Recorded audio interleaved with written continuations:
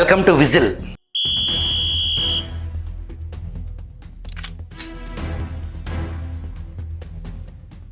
స్వతంత్ర భారతదేశ చరిత్రలో ఒక ప్రభుత్వం నేరుగా వ్యవస్థీకృత నేర సామ్రాజ్యం ఏర్పాటు చేయటం మీరు ఎప్పుడైనా విన్నారా? మహా అయితే మత్తు పదార్థాల డ్రగ్ డీలర్స్తో రాజకీయ నాయకుల డీలింగ్స్ గురించి జాతీయ అంతర్జాతీయ కథనాలను పత్రికలు రిపోర్ట్ చేయటం మీరు చూసుంటారు. కానీ ఒక స్టేట్ అంటే రాజ్యం, ఆ రాజ్యానికి అధిపతి స్థానంలో కూర్చుని ప్రజల బాగోగులు చూడాల్సిన ధర్మకర్త స్థానాన్ని నేరుగా డ్రగ్ ఆర్గనైజ్డ్ క్రైమ్కు పాల్పడటం ఇంతవరకు భారతదేశం ఎన్నడూ చూసి ఎరగదు. కానీ అది ఆంధ్రప్రదేశ్లో జరిగింది. వ్యవస్థీకృత మద్యం క్రైమ్ ఎలా చేయొచ్చో ప్రపంచానికి ఒక సరికొత్త పాఠం నేర్పిన ఘనాపాటి జగన్మోహన్ రెడ్డి అనటంలో ఎటువంటి అనుమానం లేదు. ఒక పక్క వ్యవస్థీకృత కల్తీ మద్యం, ఇంకొక పక్క మన్యంలో విచ్చలవిడి గంజాయి సాగు గుప్పు కంపు దేశంలో రాష్ట్ర ప్రతిష్టను మంటగలిపింది. దేశవ్యాప్తంగా ఎక్కడ గంజాయి పట్టుబడ్డా దాని మూలాలు ఆంధ్రాలో అనేది మొత్తం కోడై కూసిన నిజం. మారుమూల పాఠశాలలు కళాశాలల విద్యార్థులకు సైతం గంజాయి అందుబాటులోకి వచ్చింది.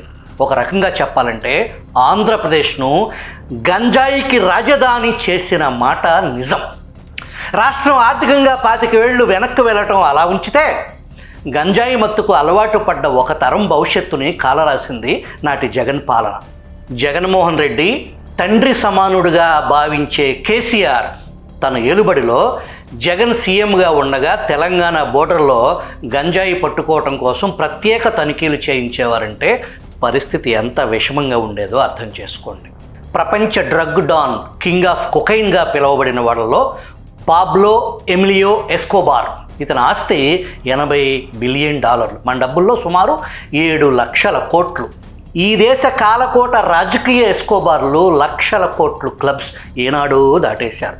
వైఎస్ జమానాలో 2011-2012 మధ్య నిమ్మగడ్డ ప్రసాద్ ద్వారా వ్యాన్పిక్ భూ కుంభకోణం, quid pro quo, Dalmia cements అక్రమ మైనింగ్ సొమ్ములు, భారతీయ సిమెంట్స్ పుట్టుక, కార్మిలేషియా, రామ్కీ ఫార్మా, జగతి పబ్లికేషన్స్ అంటే సాక్షి పత్రిక, ఇందిరా టెలివిజన్ సాక్షి టీవీ పుట్టుకలో అక్రమ సంబంధాలు, Saraswati power, Harsha farms, Janani infra, హెరిటో డ్రగ్స్, అరబిందో ఫార్మా అక్రమ పెట్టుబడులు, Trident life sciences, Raghuram cements, ఓయా, దాల్మియా సిమెంట్స్, ఇండియా సిమెంట్స్తో సహా అనేక అక్రమ లావాదేవీలు, డజన్ల కొద్దీ మ్యారిషస్ సూట్ కేస్ కంపెనీలు, గనులు, గాలి జనార్దన్ రెడ్లు.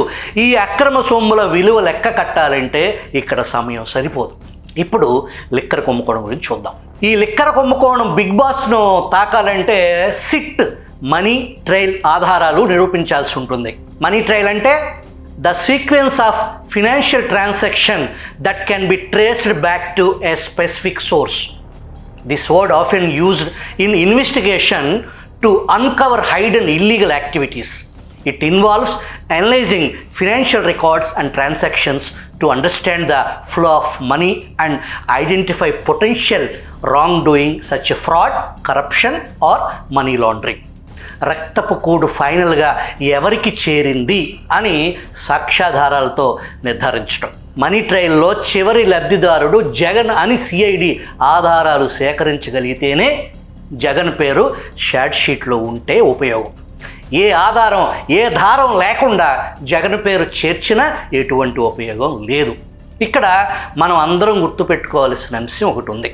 కొద్ది రోజుల క్రితం ముఖ్యమంత్రి చంద్రబాబు స్పందిస్తూ, జగన్ నన్ను కక్షపూరితంగా జైలుకు పంపించాడని నేను కూడా జగన్ను జైలుకు పంపించాలనుకోవటం కరెక్ట్ కాదు అని ముఖ్యమంత్రి స్వయంగా చెప్పారు. అంటే సరైన ఆధారాలు లేకుండా కేవలం కక్షపూరితంగా జగన్ను జైలుకు పంపటం కుదరదు అని చంద్రబాబు తెగేసి చెప్పేశారు.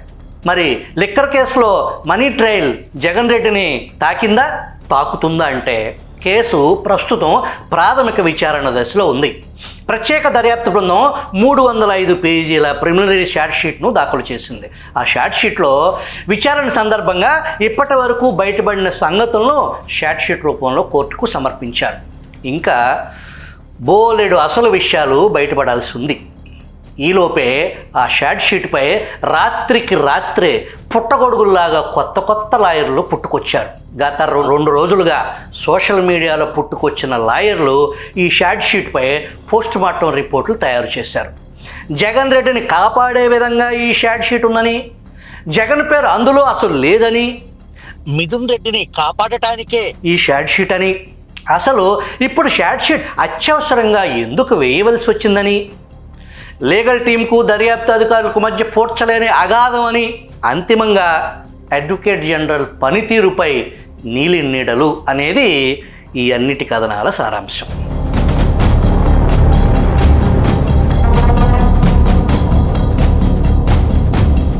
గత కొద్ది రోజులుగా ప్రభుత్వ లీగల్ టీంపై సోషల్ మీడియాలో వాట్సాప్ ఫార్వర్డ్ మెసేజ్ల రూపంలో కొన్ని పోస్టులు వైరల్ అవుతున్నాయి. వైరల్ అంటే ఏంటి? వైరస్ అనే పదం నుంచి పుట్టిందే వైరల్. ఉదాహరణకు కరోనా వైరస్ ఒకరి నుంచి ఒకరికి విపరీతంగా వ్యాప్తి చెందింది. అలాగే వైరల్ విష జ్వరాలు. ఎవరైనా ఒక వార్తను షేర్ చేశారనుకోండి, ఆ షేర్ చేసిన వ్యక్తికి దాని మీద అవగాహన సున్నా. అలాగే అది రిసీవ్ చేసుకున్న వ్యక్తిది కూడా అదే పరిస్థితి. ఈ వ్యక్తి కూడా దాన్ని జస్ట్ ఫార్వర్డ్ చేసి తన దేశభక్తిని చాటుకుంటాడు. పొరపాటున అది నిజమైన వార్త అనుకోండి, ఎవరికి ఏ విధమైన ఇబ్బంది ఉండదు. అసలు సమస్య అంతా ఫేక్ వార్తలతోనే. ఈ మధ్య ఏపీ ప్రభుత్వ లీగల్ టీం పనితీరుపై వ్యతిరేకతతో ఒక పెద్ద స్క్రిప్ట్ వైరల్ అయింది. దాన్ని ఎవరికి రాశారో తెలియదు. ఊరు పేరు లేకుండా ఆకాశరామన్న ఉత్తరం మాదిరి వైరల్ చేశారు. అది నేనే రాసింది అని లాయర్ వేషంలో ఉన్న కొత్త కృష్ణుడు తన సన్నిహితుల వద్ద వ్యాఖ్యానించారు. అది ఆయనే రాసి ఉంటే పేరు పెట్టుకోవచ్చు కదా. ఆయన అంతటితో ఆగలేదు. నేను రాసిన ఆవు వ్యాసంపై ప్రభుత్వం చర్యలు తీసుకుంది, ఆరోపణలు ఎదుర్కొంటున్న వారి బంధువులు బామ్మర్దుల ఇళ్లపై దాడులు సోదాలు అంటూ మరో వార్తను వైరల్ చేశారు. ఇటువంటి ఫేక్ వార్తలను వైరల్ చేయటం అంతిమంగా జగన్మోహన్ రెడ్డి లాంటి వాళ్ళకి మేలు చేసే అంశం అనే వాస్తవాన్ని విస్మరించడం అసలు విషాదం. కూటమి ప్రభుత్వం కొలువుదీరిన వెంటనే అత్యంత ప్రతిష్టాత్మక అడ్వకేట్ జనరల్ స్థానానికి దమ్మాలపాటి శ్రీనివాస్ను ఏజీగా ప్రభుత్వం నియమించింది. ముఖ్యమంత్రి ఏరి కోరి దమ్మాలపాటిని నియమించుకున్నారు. విశ్వసనీయత అనే ప్రాతిపదికనే ఏజీ నియామకం జరిగింది అనేది నిర్వివాదాంశం. మీ పార్టీ అధినేత నిర్ణయాన్ని తప్పుపట్టాలంటే నేరుగా పార్టీ పెద్దలను కలిసి మీ అభిప్రాయం తెలియజేయవచ్చు. కుదరకపోతే మీరు శోధించిన విషయాలతో మీడియా ముందుకు రండి. లేదా వైరల్ చేయాలనుకున్న స్క్రిప్టు ఎవరు రాశారో అందులో పేరు రాయండి. అటువంటివి చేయకుండా ఇదేం గోల?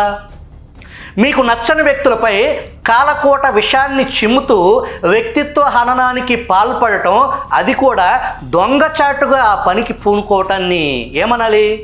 వ్యక్తుల భుజాలపై తుపాకీ పెట్టి వ్యవస్థల విధ్వంసానికి పాల్పడటం ఎంతవరకు సబబు? మీకు ఇష్టం లేని నియామకాలు జరిగితే మీ పార్టీ పెద్దలను నేరుగా ప్రశ్నించండి. అంతేకాని ఫేక్ ప్రచారాన్ని ప్రోత్సహించటం ఎంతమాత్రం సమర్థనీయం కాదు. షార్ట్ షీట్లో అంశాలు ఏ ఒక్క వ్యక్తిగత అభిప్రాయం ఇష్టాల ప్రకారం ఉండవు.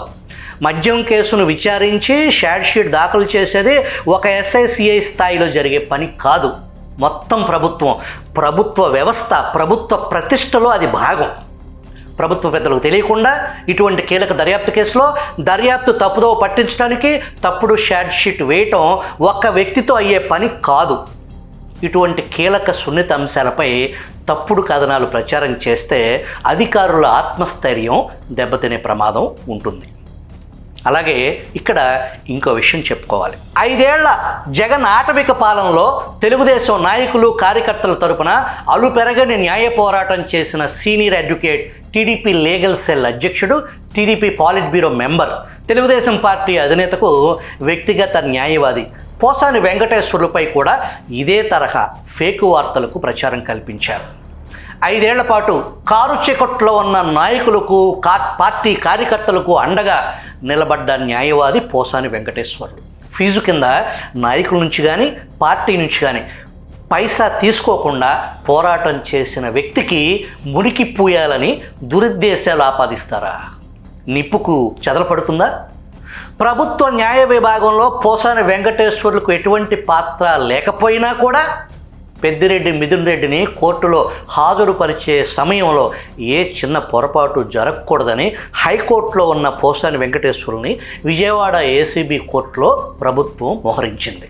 Supreme court senior advocate Siddharth Luthra, మరో senior advocate Siddharth Agarwal AP ప్రభుత్వం తరపున పనిచేస్తున్నారు.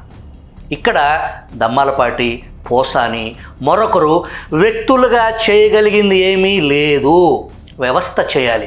ఆ వ్యవస్థే ప్రభుత్వం. మీకు అభ్యంతరాలు, అనుమానాలు ఉంటే ప్రభుత్వాన్ని నడిపే వారిని ప్రశ్నించండి, వ్యక్తుల్ని కాదు. సరే, అసలు విషయానికి వద్దాం. జగన్ క్వార్టర్లో నెంబర్ 2గా చలామణి అవుతున్న సజ్జల రామకృష్ణారెడ్డి ఏం మాట్లాడారో ఒకసారి వినండి. పవర్ ఉంది కదా అని ఎవరికి సంబంధం మెయిన్ అసలు నాకు అర్థం కావట్లేదు. నువ్వు ఎన్నికల్లో డబ్బు ఖర్చు పెట్టావన్నాక ఇంకా నువ్వు ఆస్తులు అటాచ్ చేయడం ఏంది? ఎవరిది చేస్తున్నావు? ఏ రకంగా గవర్నమెంట్కు సంబంధం అది? ఒక కార్పొరేషన్కి సంబంధించి డీల్ చేసిన దాంట్లో గవర్నమెంట్ ఎక్కడ ఎంటర్ అవుతుంది? పాలసీ ఫ్రేమింగ్లో ఎంటర్ అవుతుంది. పాలసీ చేంజ్ చేస్తే ఎంటర్ అవుతుంది. ఇక్కడ జరిగిన మేజర్ పాలసీ చేంజ్ మా stated policy, YSR Congress party విధానానికి అనుగుణంగా చేసిన పాలసీ. అది ఊరికి రాగానే క్యాజువల్గా చేసింది కాదు. దానికి పొలిటికల్ జనం నుంచి కూడా యాక్సెప్టెన్స్ ఉంది. నువ్వు దాన్ని తీసుకొని మోకాలకు పట్టదలకు మూడు చేసి ఇంకో దానికి ఏదో లింక్ చేస్తే ఎట్లా? నువ్వు మిగిలిన దానికి గవర్నమెంట్కి ఏం సంబంధం? ఒకవేళ ఎక్కడైనా ఏదైనా జరిగితే గవర్నమెంట్కి ఏం సంబంధం ఉంది? నువ్వు ఏ రకంగా ప్రూవ్ చేస్తావు అక్కడ?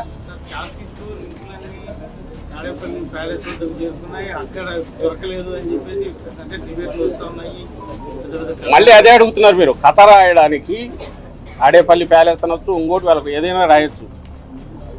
దాని మీద వాటి యొక్క ఈ కథను 2 రోజులు 3 రోజులు 10 మంది చేత అదే చెప్పించి తనకున్న ఈ ఎల్లో మీడియా కానీ లేదా ఆయన తయారు చేసుకుని ఫ్యాక్టరీలాగా ఫేక్ ఫ్యాక్టరీలు తయారు చేసుకుని యూట్యూబ్ ఛానల్స్ ద్వారా కానీ లేదా యూట్యూబ్ ఛానల్స్ కంటే దిగదారి వ్యవహరిస్తున్న టీవీ ఛానళ్ళు కానీ వాటి ద్వారా మీద ఒకే అబద్ధం 100 సార్లు చెప్పించినంత మాత్రం అది నిజం కాదు.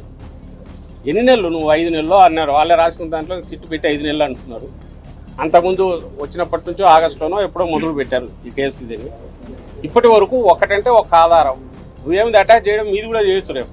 వైసీపీ ఒక పక్కా ప్రణాళికలో భాగంగా మా పార్టీ విధానాన్ని అమలు చేశాం అని వెరపు లేకుండా చెప్పడం సజ్జల బరి తెగింపుకు పరాకాష్ట. పైపెచ్చు ఆ మద్యం సొమ్ములు ఎన్నికల్లో ఖర్చు పెట్టామని చెబుతున్నారు కదా, మరి ఆస్తులు ఎందుకు సీజ్ చేస్తున్నారు అని కొత్త లాయర్ సజ్జల ప్రశ్నించారు.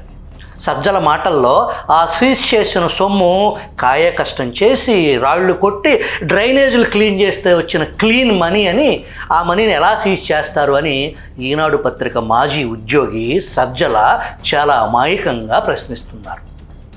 జగన్ సీఎం అవ్వకముందు ఈ జీతగాడి జీతం ఎంత, తన యజమాని సీఎం కుర్చీలో కూర్చున్న తర్వాత సజ్జల నోట్ల కట్టలతో మేటేసుకుపోయిన సంపద ఎంత? సజ్జల కుటుంబం నాడు నేడు హాజరైన శుభకార్యాల వేడుకల ఫుటేజ్ పరిశీలించండి, కళ్ళు జిగేలమంటాయి. అది సరే, నిన్న సజ్జల చెప్పింది అక్షరాల నిజం. మనం సజ్జలను అభినందించాల్సిందే.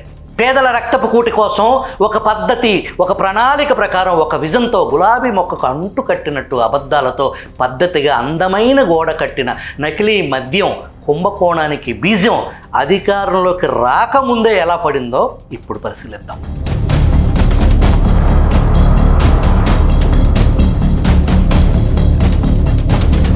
2019 ఎన్నికలకు ముందే రాజ్ కేసిరెడ్డిని హైదరాబాద్లోని ఆయన ఇంట్లో సజ్జల శ్రీధర్ రెడ్డి కలిశారు.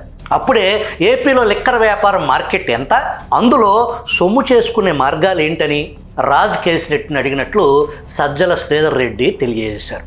వైఎస్ఆర్సీపీ అధికారంలోకి వచ్చాక 2019 జూన్లో హైదరాబాద్ పార్క్ హయత్ హోటల్లో మద్యం సరఫరా కంపెనీలు, డిస్టిలరీల ప్రతినిధులతో సమావేశమై ఏపీలో ఏ కంపెనీల మద్యం ఎంత అమ్ముడవుతుందో చర్చించామని వివరించారు.